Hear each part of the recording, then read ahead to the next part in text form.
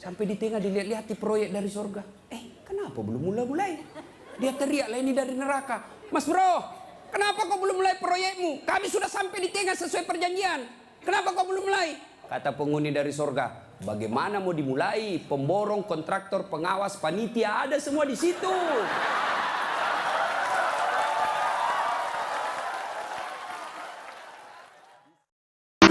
Sallallahu ala Muhammad Sallallahu alaihi wasallam. Alhamdulillahi rabbil alamin. Wabihi nasta'inu ala umurid dunya waddin. Ashhadu an la ilaha illallah wa ashhadu anna Muhammadan abduhu wa rasuluh. Allahumma salli ala Sayyidina Muhammad wa ala alihi wa sahbihi ajma'in, amma ba'd.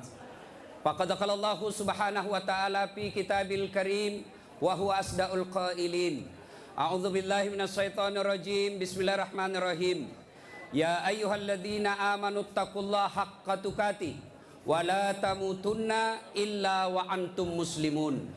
Wahai orang-orang yang beriman, bertakwalah kalian kepada Allah dengan sebenar-benarnya takwa, dan janganlah kalian mati kecuali dalam keadaan beragama Islam. Ayat ini tiap Jumat dibacakan khatib. Tidak sah khutbah Jumat apabila khatib tidak membaca ayat ini. Apabila ada perintah yang harus diulang tiap pekan, berarti perintah itu sangat penting. Ayat ini tiap Jumat dikomandangkan, berarti ayat ini pesannya sangat penting. Jangan kamu mati. Rasa-rasanya tidak masuk akal ini ayat. Jangan kamu mati. Berarti mati kita yang ngatur. Woi, jangan kau mati ya. Berarti mati kau yang ngatur. Orang kaya mati. Orang miskin mati. Raja-raja mati. Rakyat biasa mati. Ustadz mati. Siapa yang ceramah? Senangnya kalau Ustadz mati. Semua mati. Berarti yang jadi masalah bukan mati. Yang jadi masalah illa wa antum muslimun, kecuali dalam keadaan beragama Islam. Berarti Allah ingin ingatkan kepada kita, wahai warga Yogyakarta, kalian lahir agamamu Islam, khitan kalian Islam, nikah syariat Islam, identitasmu kau tulis agama Islam, tapi belum tentu kau mati dalam keadaan Islam. Adakah orang Islam yang mati dalam keadaan kafir? Ada. Yang mana itu Ustaz? Contoh aja, contoh. Jangan kau marah, contoh marah. Contoh, lempox, ngelem. Jangan kau ketawa. Lem toh, nah campur lem Korea. Tidak mau terbuka mulutnya. Pas ngelem, mabuk setengah. Dia ambil naik motor. Bayangkan kalau orang mabuk setengah naik motor, dia listrik dikira aspal. Pak, mati. Mati kafir kodongo. Makanya anak muda, silakan kau jadi anak gaul, anak band-band, anak motor-motor, anak skater, silakan. Tapi jangan dekati yang namanya minuman keras. Vodka, whisky, Jennifer, Donald, topi miring. Saya baca. Tuh, mati. Siapa lagi yang bisa mati dalam keadaan kafir? Contoh aja ini, jangan marah. Sabung ayam. Ada juga di sini. Didapat sama polisi. Kejar sama polisi. Jangan lari. Masih lari, tembak peringatan. Masih lari, tembak 2 kali. Masih lari, tembak 3 kali. Akhirnya tembak kakinya. Tembak kakinya, kepalanya dikena. Saya tanya temanku ya polisi, bagaimana caranya kakinya kok tembak kok kepalanya dikena? Dia bilang soalnya waktu tembak dia jongkok. Pantas. Ini jangan kau musuhi polisi cowok. Oi, kau kira enak? Kau kira enak kalau hidupmu tidak ada polisi di Indonesia? Rumahmu dirampok, istrimu dibunuh, anak gadismu diperkosa, hartamu dijarah, kau datang ke polisi. Tolong Tolong polisi tegakkan hukum, cari pelakunya. Apa kata polisi? Mohon maaf, baru saja polsek bubar. Jangan ketawa, saya serius ini. Toh, pun kalau ada polisi yang minta-minta uang di jalan, biar anak SMP diminta juga uangnya, itu bukan polisi Indonesia, polisi film India. Itu film India kan 3 jam, nanti habis film baru dia datang.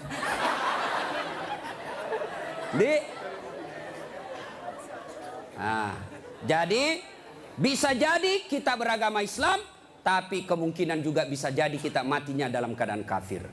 Wa qala idzan, Allah kemudian berfirman, bismillahirrahmanirrahim.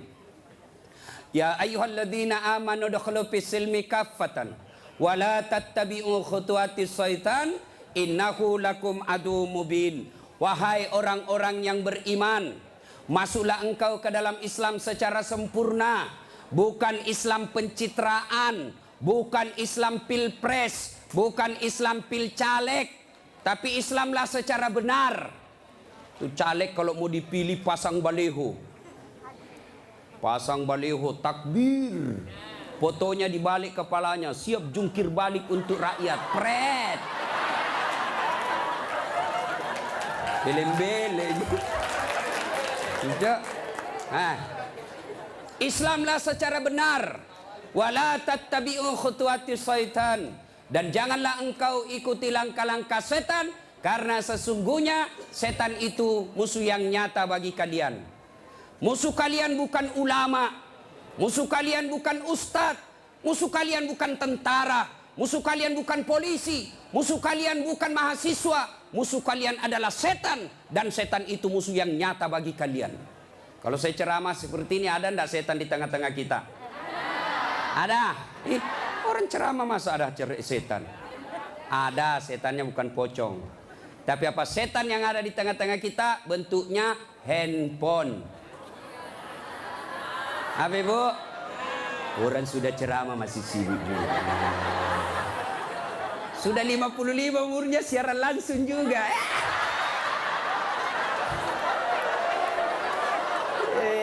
Gayanya. Woi, jangan siaran langsung. Saya tidak mau kalau ada siaran langsung. Simpan dulu HP-mu. Woi. Ibu-ibu yang pegang HP selama saya ceramah, saya doakan suaminya kawin lagi. Simpan dulu HP-mu. Simpan dulu. Simpan dulu HP, simpan dulu. Simpan ya. Bisa? Bu, ada ibu-ibu di Makassar ngefans betul sama saya.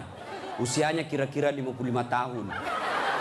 Saya heran, ibu-ibu aja yang ngefans sama saya. Saya lagi ceramah, dia belakangi saya. Barusannya ada orang saya ceramah di belakangi. Ternyata dia ambil HP-nya selfie. Baru dia tulis di Facebook, dia latar belakang Das Atlatif. Saya dijadikan background. Kok kira saya pot bunga? Selesai ceramah dia kejar, 55 umurnya. Selesai saya ceramah dia kejar. Ustadz boleh selfie? Boleh, rame-rame supaya tidak ada fitnah. Sudah dia ganti lagi gayanya. Udah ulang lagi. Ulang Ustadz, jelek saya bilang dalam hati. Biar kau ulang apa, mukamu yang jelek.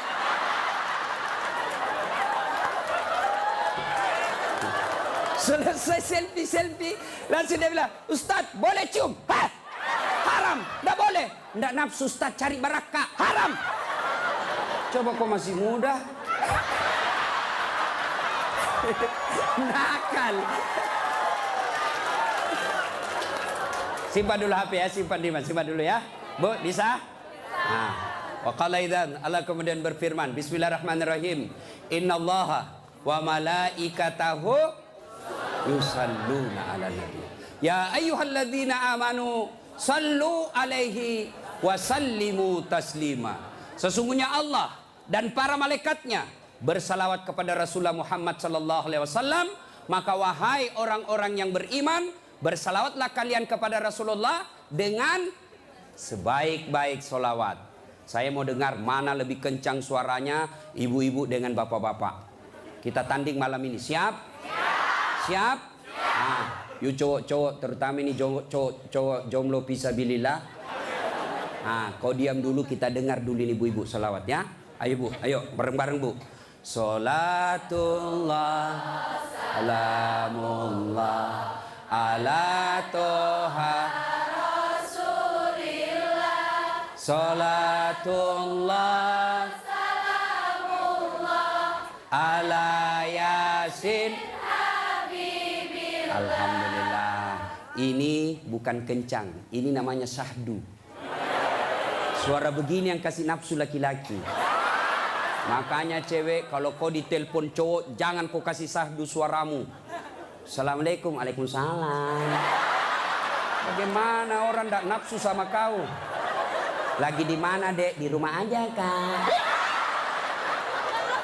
Kau tegas dong. Sebagai cewek muslimah, jangan kau mendayu-dayu. Assalamualaikum, waalaikumsalam. Lagi di mana? Di rumah. Ngapa? Apa tanya-tanya? Berhenti. Ini waalaikumsalam.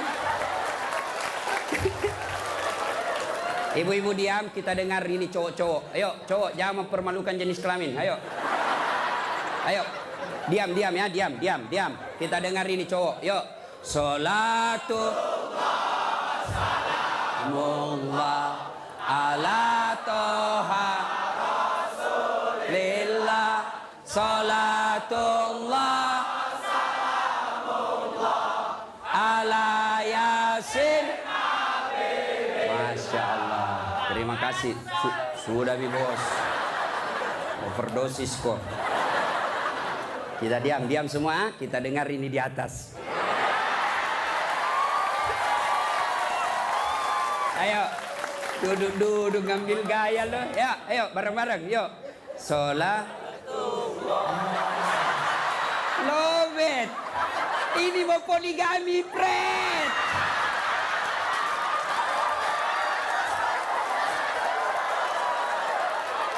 Nah,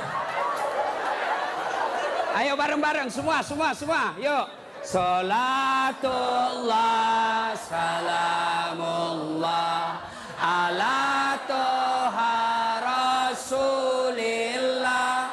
Salatullah, salamullah ala Yasin. Alhamdulillah, terima kasih. Dek, bisa ndak bedakan tadi mana suara cewek, mana suara laki-laki? Bisa. Kenapa bisa? Karena Allah kasih kita telinga yang lengkap sensor pembedanya. Dia bisa bedakan mana bunyi handphone, mana bunyi kentut. Tanpa kau pernah kursus. Woi cewek, mau ndak saya kasih handphone iPhone X Max 512 giga? Mau? Gratis, mau? Mau, mana? Mau. Tapi pulsanya 5 juta ibu, mau? Tapi begitu saya kasih langsung tuli. Nah, mau diapa handphone kalau kau sudah tuli? Halo? Rusak lagi nih HP. Halo? Buka HP rusak, telingamu masalah. Berarti yang mahal bukan jaringan. Yang mahal bukan seluler. Yang bukan handphone yang mahal. Apa yang mahal? Telinga. Allah kasih kau gratis, tidak perlu kau bayar. Hebatnya lagi nih telinga, ya. Tempatnya kiri kanan proporsional. Bagaimana seandainya telingamu satu di bawah pantat? Halo, ya Ustadz. Lagi di mana? Di rumah aja Ustadz. Ayo. Repot toh?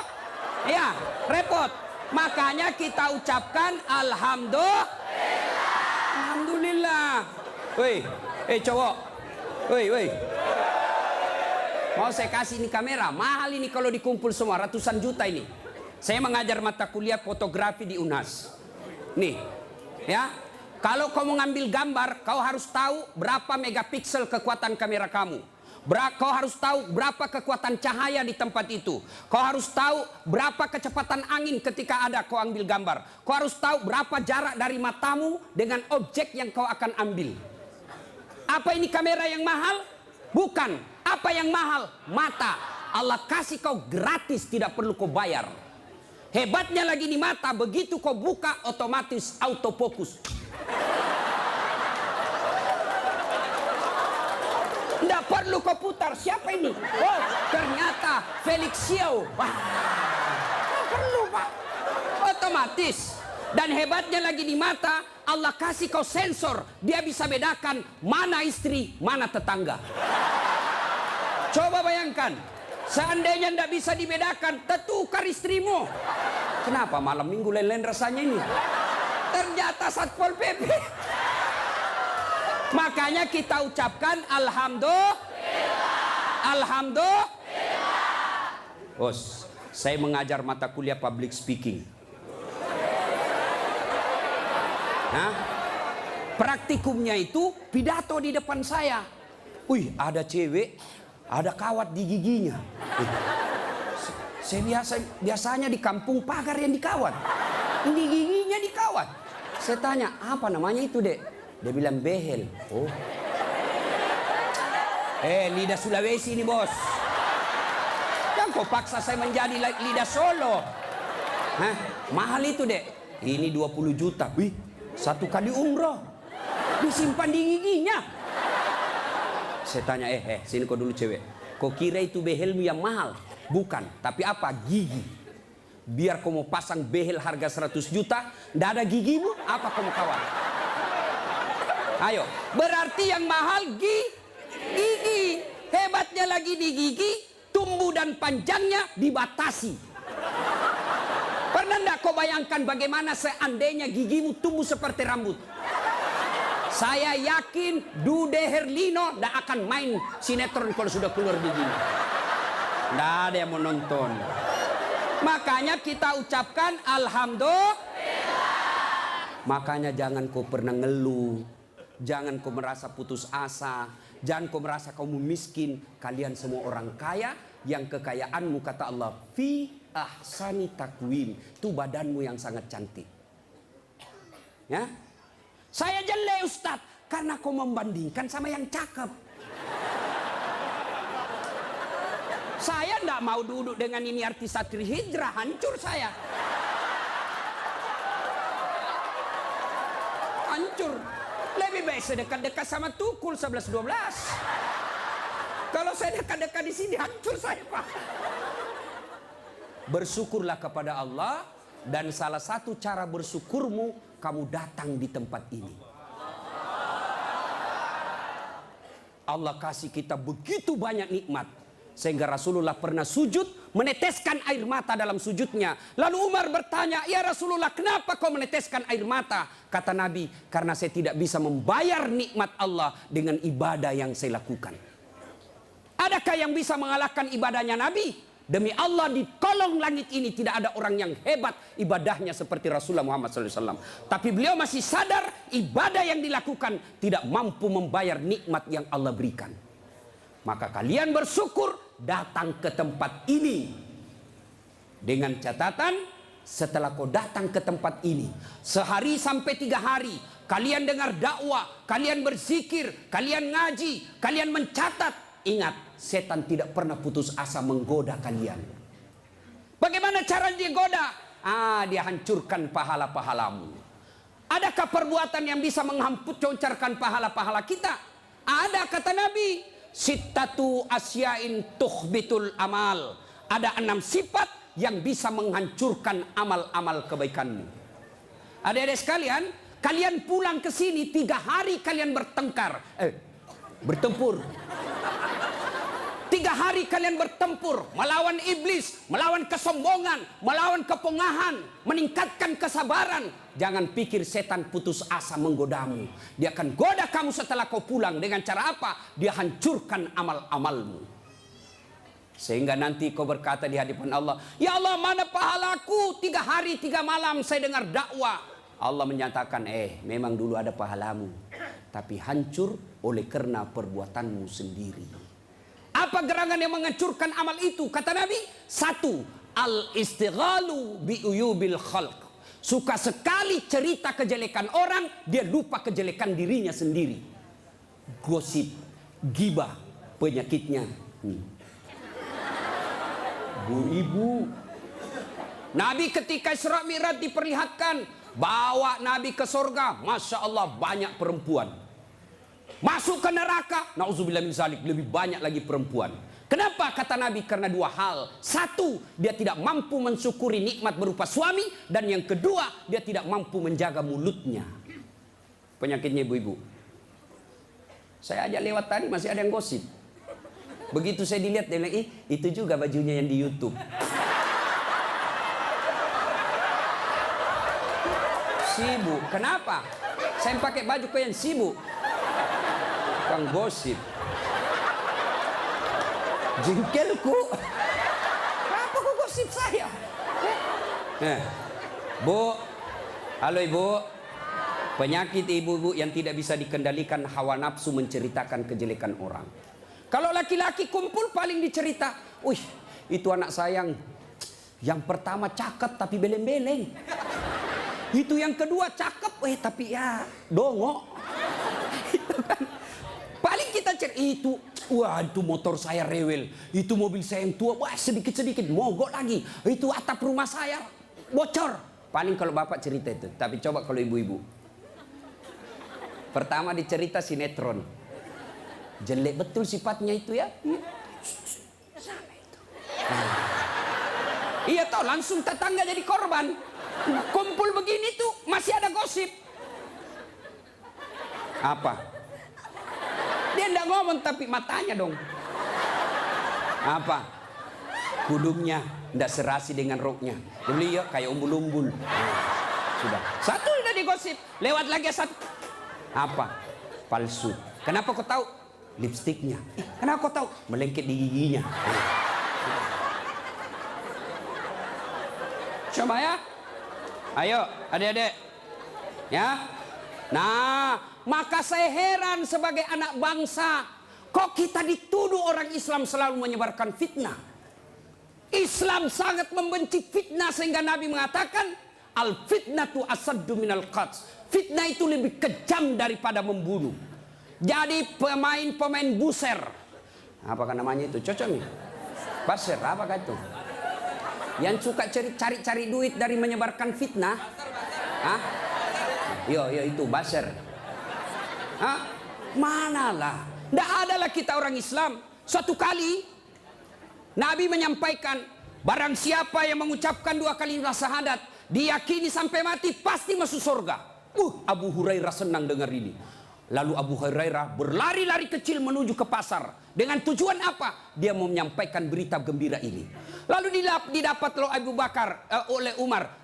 Abu Hurairah, kau mau gimana buru-buru? Saya mau menyampaikan berita penting. Apa itu? Barusan saja saya dengar menyampaikan Nabi, siapa yang syahadat, yakin sampai mati, pasti masuk surga. Umar berkata, betul kok Nabi bilang begitu? Betul. Saya tidak percaya. Ayo kita datang ke sumber. Dalam teori komunikasi inilah disebut check and recheck. Datanglah Umar klarifikasi ke sumber berita Rasulullah. Ya Rasulullah, katanya Anda mengucapkan siapa yang syahadat yakin sampai mati pasti masuk surga. Apa betul berita seperti itu ya Rasul? Nabi katakan betul. Tapi ya Rasulullah, ada apa? Ini Abu Hurairah, dia mengumumkan di pasar. Terus saya khawatir nanti disalahpahami umat kita. Biar tidak sholat yang penting syahadat masuk surga. Biar judi yang penting syahadat masuk surga. Biar zina yang penting syahadat masuk surga. Saya salah paham nanti orang, saya khawatir hadis ini dipahami dengan salah. Lalu Nabi katakan, oke, jangan kau sampaikan ini halal umum, karena dia bisa mengganggu kemaslahatan umat. Itulah sebabnya kita kenal dalam Islam, likulli makam makal, wa likulli makal makam. Setiap ada ucapan, ada tempat yang cocok untuk ucapan itu, dan setiap tempat ada ucapan yang cocok untuk tempat itu. Maka ibu-ibu harus bijaksana memegang WhatsApp, harus bijaksana memegang medsos. Kenapa? Karena jika ibu salah menempatkan medsos itu, maka ibu bisa berujung pada penjara. 2. Yang bisa menghancurkan amal kebaikan kita. Apa itu kata Nabi? Hubbud dunia. Terlalu cinta kepada dunia. Cinta dunia boleh. Cinta dunia boleh. Mana yang tidak boleh? Terlalu cinta kepada dunia. Kenapa ibu? Yuk. Salatullah ala toha Rasulillah. Salatullah ala yasin. Cinta dunia. Mana cinta dunia? 1, menganggap enteng ibadah. Hayya 'alas shalah. Sebentar, masih panjang waktu duhur. Ini kan sampai jam 3. Cinta dunia. Mana lagi cinta dunia? Ini paling banyak cewek. Mukanya dia tidak terima dengan ikhlas. Mukanya dikira tembok. Coklat, biru, abu-abu, krem. Sekarang cewek kan banyak palsu. Bulu matanya panjang, palsu.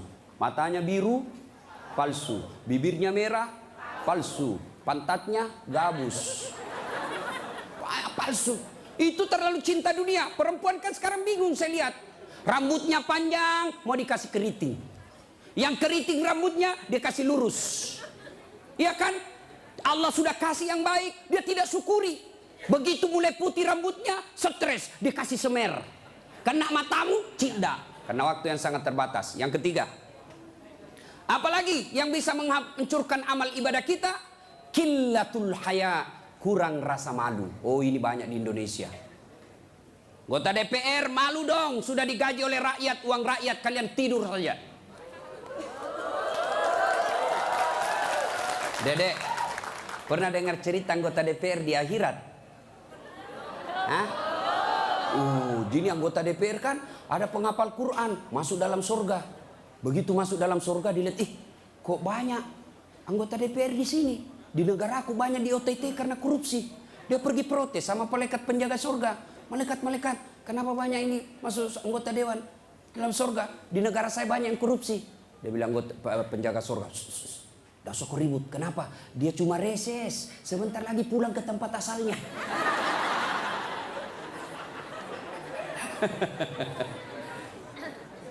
Terlalu cinta kepada dunia dilarang oleh agama.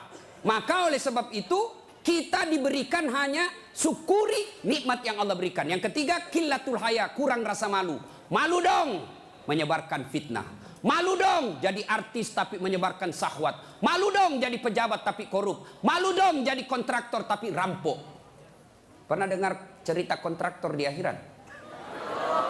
Hah? Oh, ini penghuni akhir, penghuni sorga sama penghuni neraka baku SMS-an dia. Bilang penghuni sorga, Mas bro, bagaimana kabarmu di situ? Bah, tidak ada enak di sini. Di blender terus kita di sini. Tidak ada jam istirahat. Kau di situ bagaimana kabarmu di sorga? Masya Allah, enak betul. 1 laki-laki 7 bidadari. Bayangkan Pak, 7. Dan itu bidadari tidak pernah kentut. Seperti istri kita di rumah 7 kali kentut 1 hari. Tidak pernah kentut. Perawan terus. 7 bidadari. Sampai jam berapa?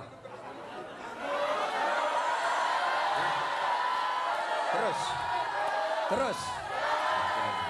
Lalu kata penghuni sorga, wah enak betul di sini. Penghuni neraka, bolehkah kami jalan-jalan ke situ? Boleh. Ya gimana? Penghuni neraka kan kreatif, banyak solusinya. Gimana? Sudahlah, tidak usah cemas. Kami bikin jembatan dari sorga, kamu juga bikin jembatan dari neraka. Kita ketemu di tengah. Setuju? Setuju. Lelang proyek. Keluar pemenang tender. Kerjalah. Hari pertama hancur juga ini Ustaz. Aduh. Nasib sial saya ini malam. Uang merah kek.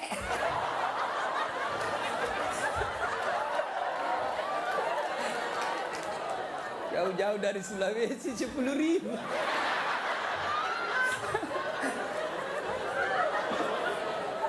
Nah, lalu dia bilang hari pertama proyek dari neraka selesai 50%. Hari kedua selesai 70%. Hari ketiga tuntas, efektif dan efisien.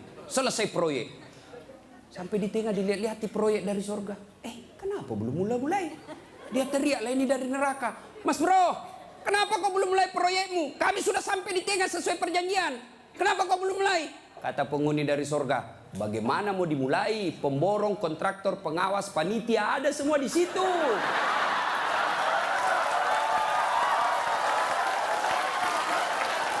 Di sini penghafal Quran aja di sini. Nggak tahu itu proyek, salah-salah kalkulatornya.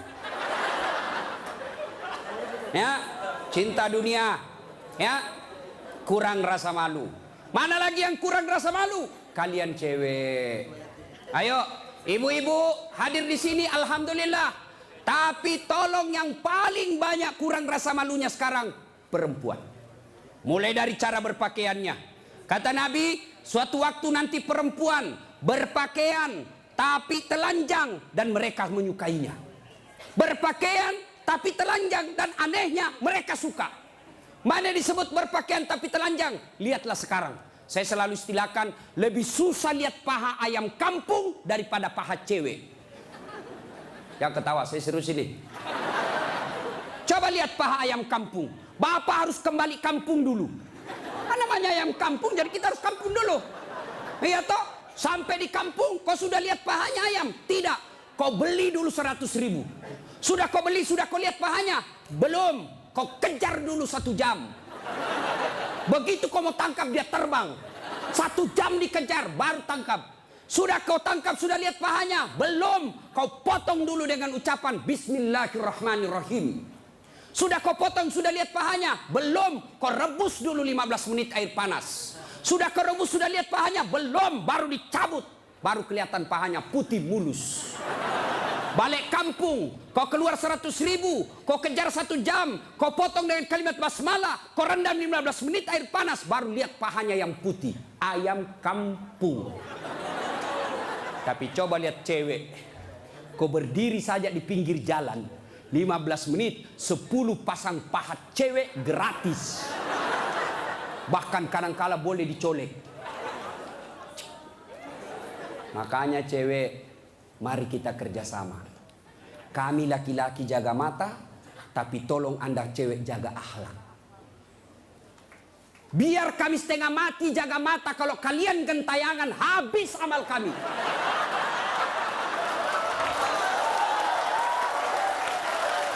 Ya.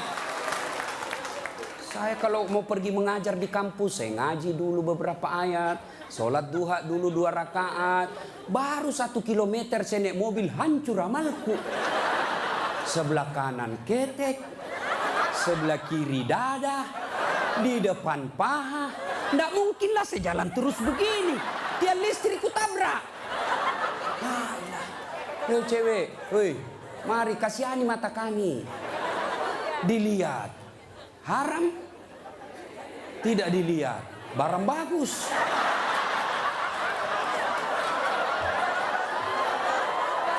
Hei, oke. Sekarang banyak perempuan kurang rasa malunya. Dulu. Kalau ada perempuan hamil di luar nikah, dibuang dari kampungnya. Keluar kau menyebarkan aib. Itu dulu. Dulu perempuan meskipun belum pakai jilbab, tapi dia jaga harga dirinya. Saya zaman SMA kan belum ada jilbab. Kawan saya kalau jatuh ballpointnya, kan tidak pakai jilbab. Dia pegang dulu ini, lalu dipegang roknya di bawah, baru dia dongkok begini. Dulu. Sekarang cewek dia sengaja memang itu pakai tipis kecil, jalan dia mau tabrak kita.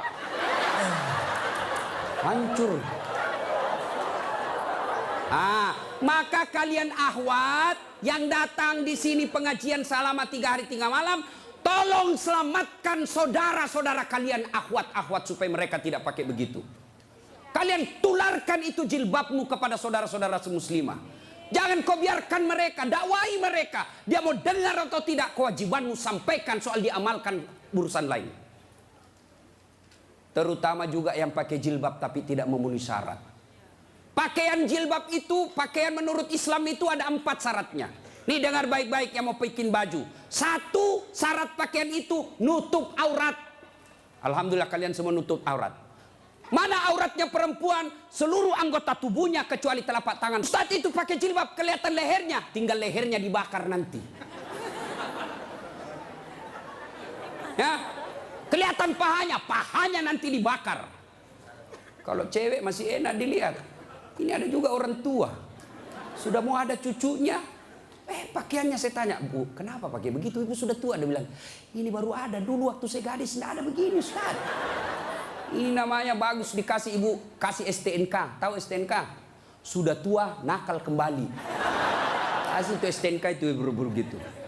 Laki-laki mana auratnya? Pusat sampai lutut. Artinya adik-adik, kalian yang sudah mengaku diri hijrah, silahkan main futsal, silahkan main bola, silahkan olahraga, tapi tolong jangan kelihatan pahamu. Pahamu adalah dosa ketika kau kelihatan. Kau suruh saudara putrimu jilbab, kalian main bola kelihatan paha, dosa. Nggak ada nafsu lihat pahaku. Siapa bilang? Siapa tahu ada janda-janda tua sudah lama nggak lihat paha. Bisa jadi. Ya.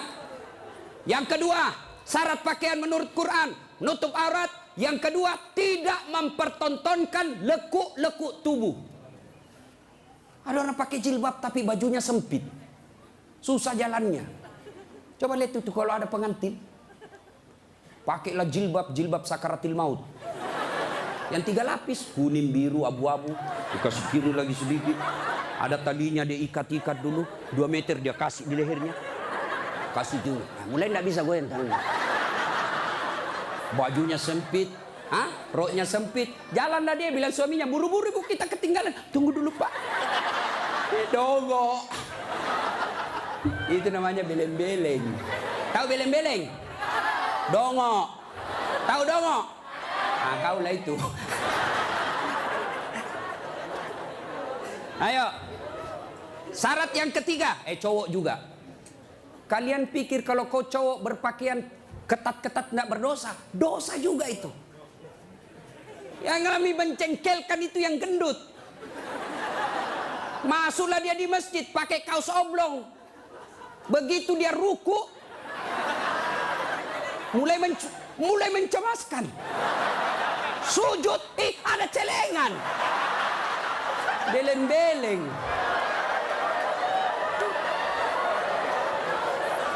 Nah, yang ketiga, syarat pakaian yang ketiga, saya ulang, tutup aurat, tidak mempertontonkan lekuk-lekuk tubuh. Yang ketiga, pantas. Apa maksudnya? Kalau saya alumni apalagi Muslim United, saya alumninya, 3 hari 3 malam saya dengar dakwah, maka sebaiknya pantas tidak saya berpakaian begini. Saya pengurus remaja masjid, pantas tidak saya berpakaian begini. Saya muslim terhormat, pantas tidak berpakaian begini. Saya pejabat, pantas tidak saya berpakaian begini. Saya muslimah, pantas tidak berpakaian begini. Tanya kepantasannya.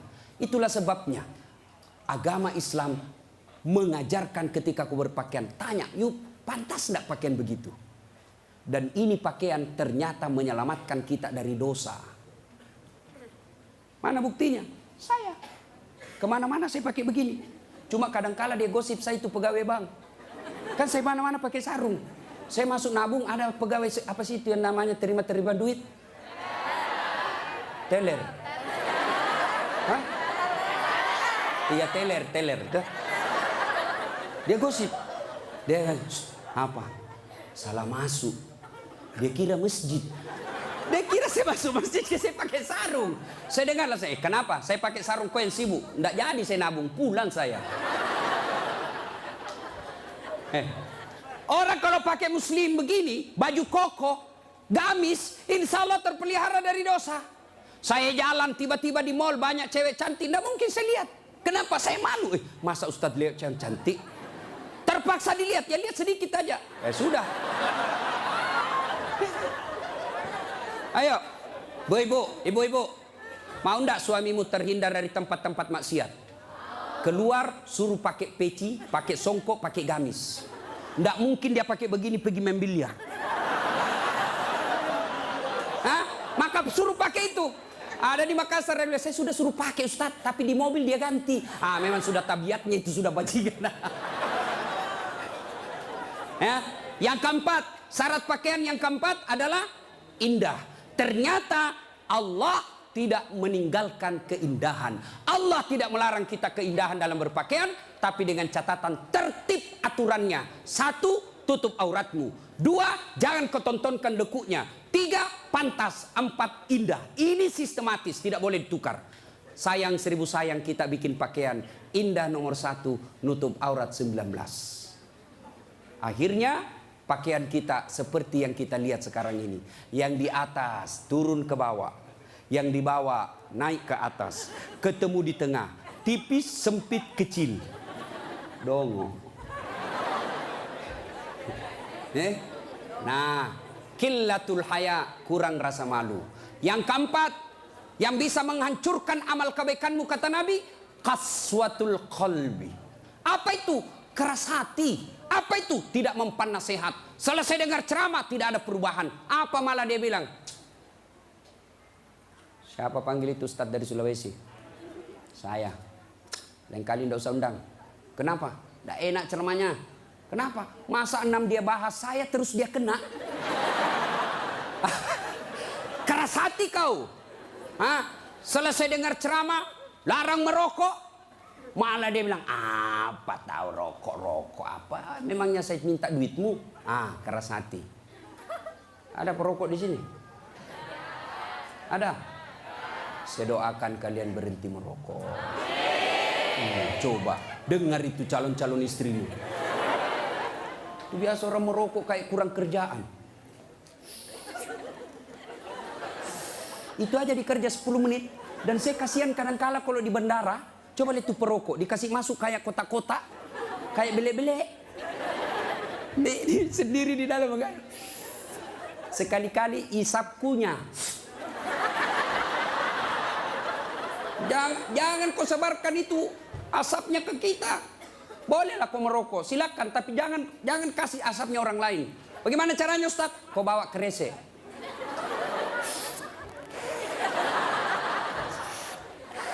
Itu bebas polusi. Ibu-ibu setuju enggak suaminya berhenti merokok? Kalian membenci 9 naga.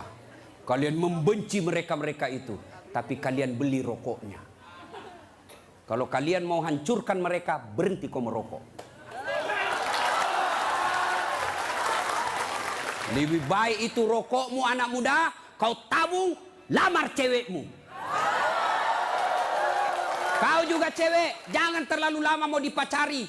Ini pacaran Islami Ustaz, pret. Pacaran syar'i. Mana ada pacaran syar'i cilaka? Dengar ini cewek. Kau sudah 2 tahun dipacari tidak dilamar-lamar, berhenti kau. Kasih tahu itu cowokmu. Motor aja dicicil 1 tahun sudah lunas. Kamu sudah 2 tahun dipacari tidak dilamar-lamar. Modal 10.000. Roti 1. Teh botol 1, autan 2. Dibagikan. Modal 10.000 malam minggu. Qaswatul qalbi, keras hati, tidak mempan nasihat. Mereka yang selesai dengar dakwah tapi tidak ada perubahan, itu yang disindir oleh Allah. Wa tawa'un alaihim a'anzartahum la yu'minun. Kau sampaikan ayat Allah atau tidak, kau ceramai atau tidak, sama saja mereka tidak akan beriman. Keras hati, habis amalmu. Yang ke-5, penghancur amal, tulul amal. Apa itu? Panjang angan-angan alias malas. Dan yang ke-6, wadzalimun la yantahi. Perbuatan zalim yang tidak bisa dihentikan. Zalim kepada Allah, tidak sholat. Puncak kesaliman kepada Allah, tidak sholat. Ada yang malas sholat di sini? Ada? Adik-adik, mau jadi direktur, mau jadi pegawai, mau punya rumah yang mewah, gampang. Perbaiki sholatmu. Kecil buat Allah kasih kau mobil. Kecil buat Allah kasih kau rumah yang mewah. Allah cuma minta sempurnakan sholatmu. Ada di sini yang tidak ada masalah? Ada? Ini malah muka-muka penuh masalah semua ini. Ayo. Mana ada manusia tidak ada masalahnya? Istri cantik, kok kira bukan masalah? Masalah digoda orang. Apalagi kalau suaminya jelek. Lebih masalah lagi. Berarti bagus kalau istri jelek. Istri jelek dihina orang. Kita lagi yang malu jalan sama dia. Duluan aja dek, nanti kita ketemu di gedung. Sampai deket tuh tidak muncul-muncul suaminya.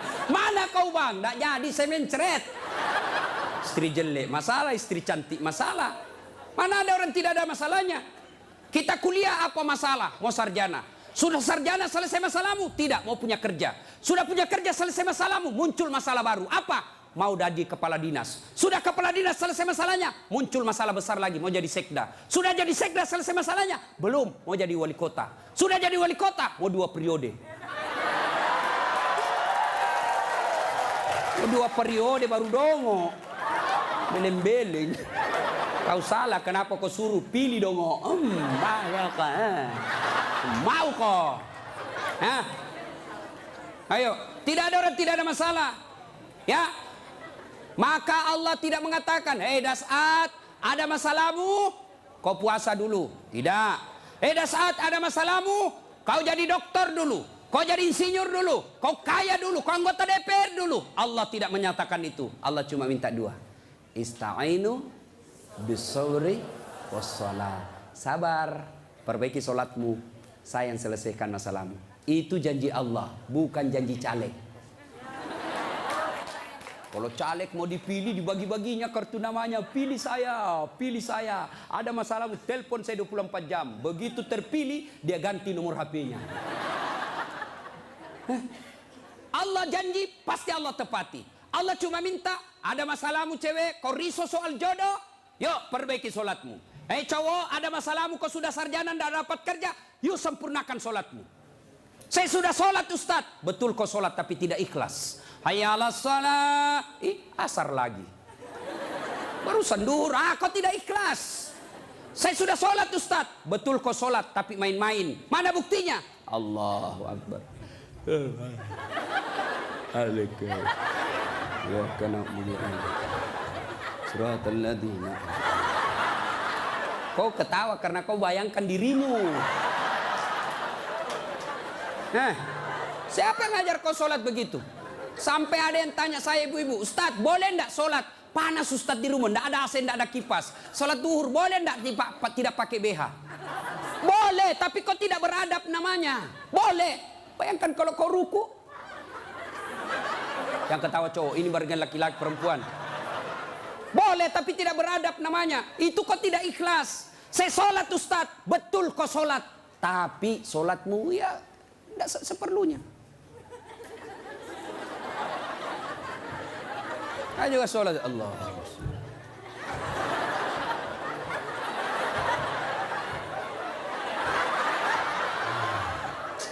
30 tahun kau sholat kalau begini gayamu bos. Adik-adik, kau punya handphone? Ibu-ibu punya handphone? Waktu beli handphone itu ada buku pedoman kan?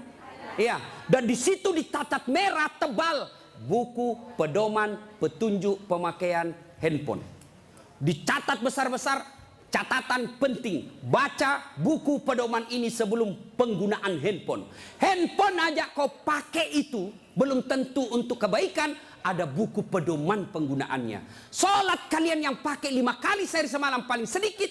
Lalu kenapa kau tidak pernah buka buku pedoman sholatmu? Ya.